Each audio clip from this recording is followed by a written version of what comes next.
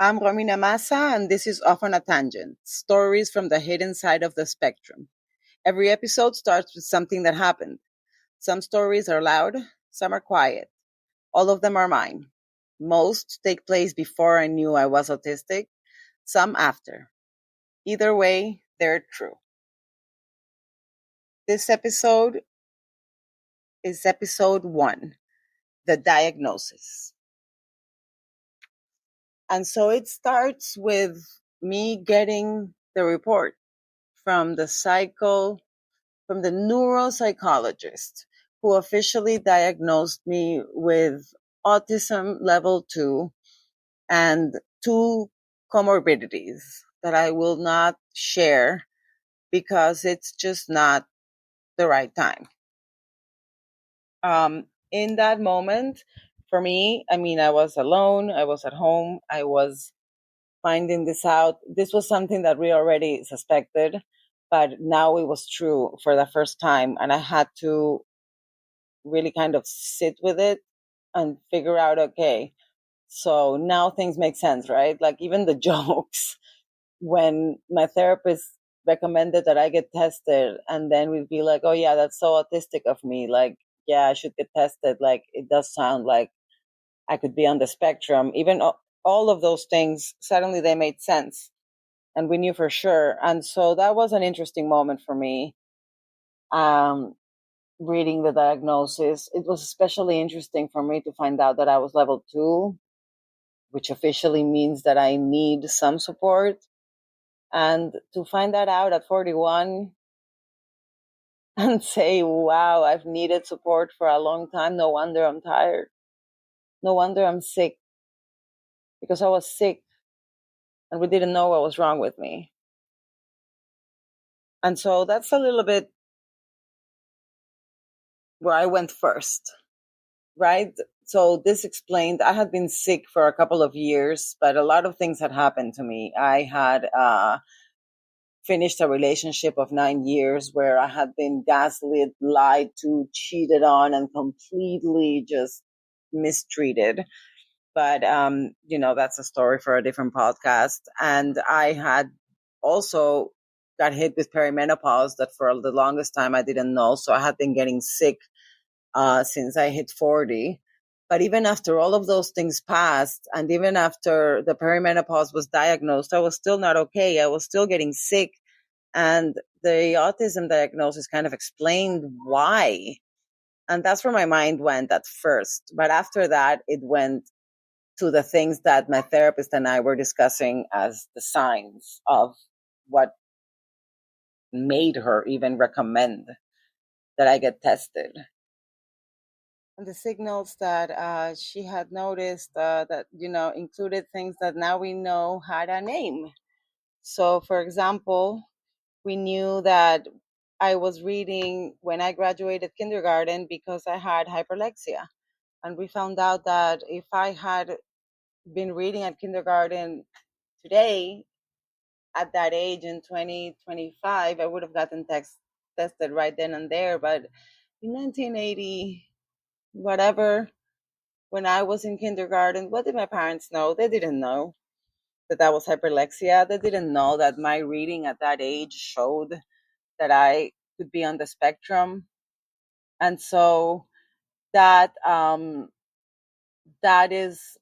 that marks my life as so many unnoticed signals that started in kindergarten, if not earlier, who knows.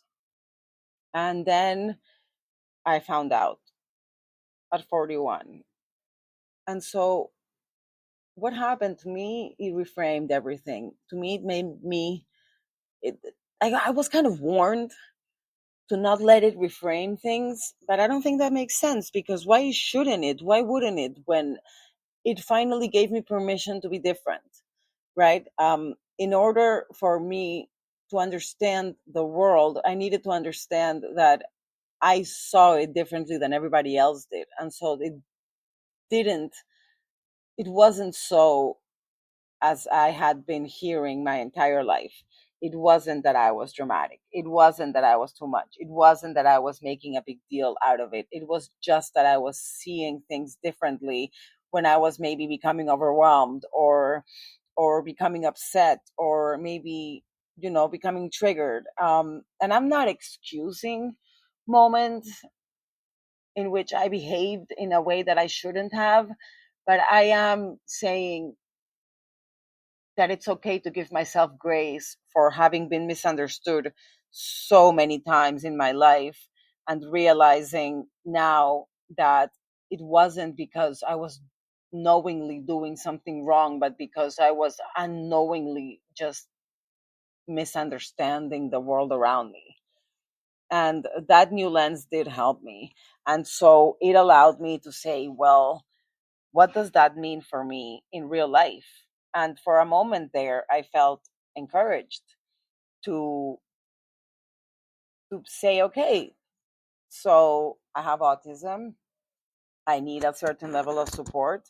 That level of support is called an accommodation when you're somewhere like work. And so I'm allowed to ask for them, right? Technically, autism is a disability. So I'm supposed to even be checking that I have a disability in the forms. And that's, again, a topic for a whole different episode because, like, do I not? Being in the job search and having a non visible disability is a whole different story. But here we go, off on a tangent. I just realized that I was struggling at work, but that now I had an explanation for why. I knew why I was struggling because this diagnosis helped me understand certain things that I couldn't before. And so I realized that I just didn't understand what my leadership wanted. They were giving me verbal instructions and I didn't understand. They were sharing their expectations during meetings and I was missing social cues. I was misreading their facial expressions. I was exhibiting symptoms that I didn't know before that I had. And so I felt encouraged to ask for accommodations and to say, hey, I have a certain diagnosis, a new diagnosis, and I'm going to jump through all the hoops and I'm going to disclose and I'm going to ask for help and for support. And so that is what I did. And trust me, many people today tell me that was a mistake. Some of you gasped as you heard, and you were like, "No, she didn't." Yes, I did.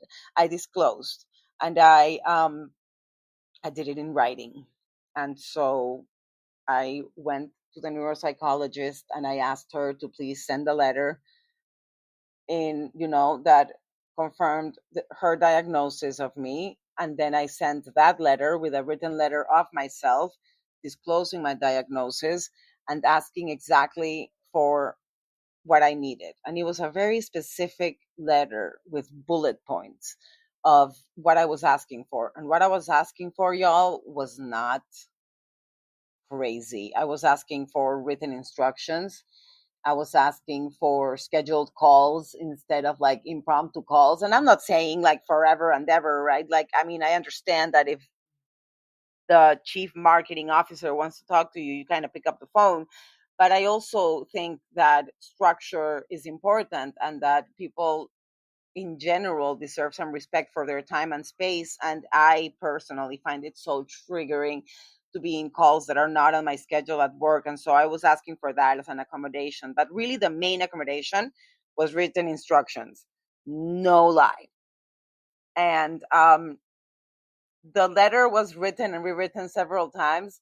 Sometimes it was edited because it was too long. Sometimes it was too emotional. Sometimes it asked for too much. Sometimes it asked for too little. But eventually, I sent it, and it was received terribly. So I sent the letter asking for accommodations, and from the beginning, the experience was terrifying. The first thing I hear is nothing for like 1 2 weeks. And so I'm freaking out because I'm not hearing anything from HR. I'm not hearing anything from anybody. And I'm thinking I just made the biggest mistake of my professional career. And then out of nowhere, I get an email from a person from legal copying my boss telling me that the process had been started for me to receive accommodations. At this point, I didn't even know if they were allowed to disclose to my boss before I told them that it was okay to disclose to my boss that I had asked for accommodation. But anyway, that's what happened. And I was so terrified. And from then on, the process of getting accommodations was terrible. And I never got them. My boss literally said that my request for written instructions was not approved. And she said that I just needed to read between the lines and I needed to understand the instructions as given to me verbally. And so I just didn't know what to say. And I remember telling her that it was like asking me to run up the stairs without a wheelchair. But she didn't like it when I said that. And she told me that I needed to get with the program and that this was what the position required and that it was not going to serve me to continue expressing myself in those terms and to stop asking for written instructions and to stop asking for written feedback. And I remember after that, I sent one more email, not asking her for written feedback, but asking the her boss for written feedback. And immediately after sending that email, I get an email from her, my boss, telling me that we had a meeting the next day in the morning. And I actually didn't see it coming. I really, really didn't see it coming. And so I show up to this meeting on a Friday at 9 a.m. and I can see that the meeting has started already. That like there are people in the room early. And so I'm texting my boss and I'm like, hey, do you need me to jump in early? I see that you're in there, and she's not answering. So I jump in right at the beginning and I immediately notice that my boss is not alone and there's someone else. And that's when it hits me. It's HR.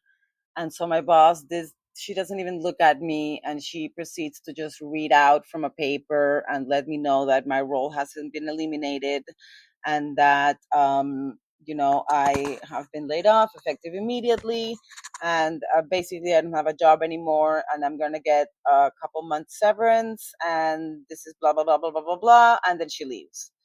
It was so short, so impersonal. She just left, and I never heard from her again.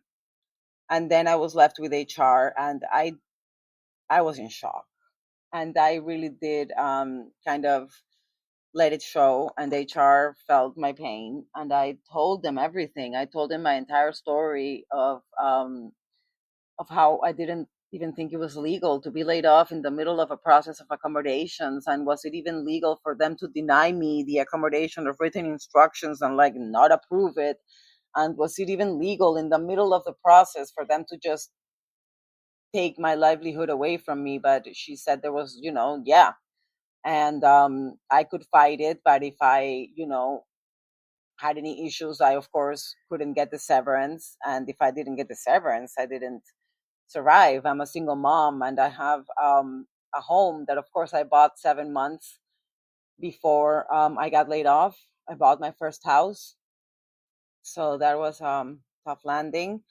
And I'm explaining to the HR lady that I don't think this is fair at all. And I was crying, but the HR lady didn't really much care, I would say. I mean, and she acted like she cared, but it wasn't something that she said anything other than you either sign the severance or you don't, and these are the legal terms.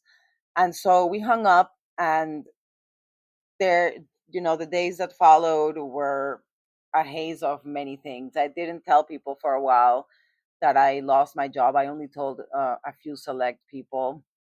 I went in a panic and applied to so many jobs. I reached out to anybody that I could. I did my very best not to be paralyzed. I was terrified. Um, I didn't want to tell my dad because I didn't want, I knew he was going to be so worried. And I eventually did tell him, but he has since unexpectedly passed away. And I wish I had told him sooner because he was so supportive once he did find out. But either way, I didn't tell. a lot of people, and I was, terrified, and I didn't know what to do. And I looked into discrimination and my rights, and I couldn't get help from any lawyers, and no lawyers would answer me. And I tried nonprofits, and I tried so many things, and really came up short on everything, and ended up um, feeling in a position where I needed to accept that severance and move on with my life. And so that's what I did, and just trust that I would get a new job. And so that's what I did. And so that was in November of 2024. Today it's July 2025, and I have not yet been hired.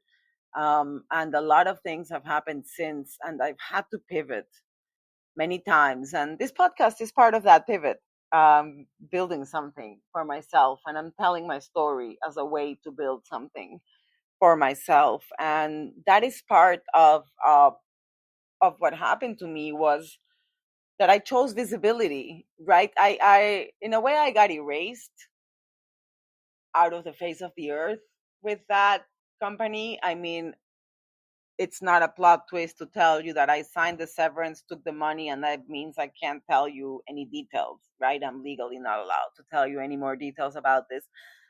And but there are certain things that I can share. I can share the story. And so I did start, upon losing my job, not just applying to positions, but also trying to build a personal brand, and trying to build my own business, and trying to get some freelance clients, and trying to get some, dual sides of income until I got rehired, especially because with the brutal job market right now, it's been really hard. And as you can see, 7.5 months in, still no dice.